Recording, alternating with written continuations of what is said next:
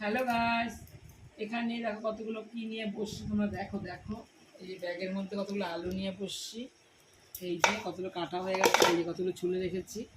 আদা আদা কাঁচা লঙ্কা করে রেখেছি ছুলে, আর এখানে টমেটো কেটে রেখেছি।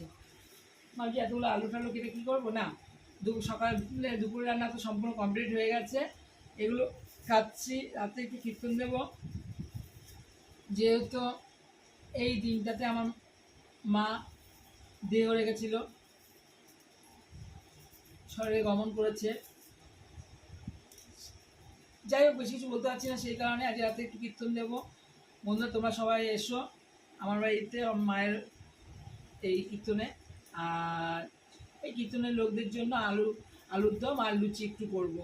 যাই হোক, আমাকে করতে হবে, তাই আমি করে সেরে রাখছি। এগুলো করে সেরে রেখে তারপরে এটা 3টের পরে রান্না বসাবো। তোমরা ভিডিও দেখতে থাকো, আমার ভিডিও পেয়ে যাবে।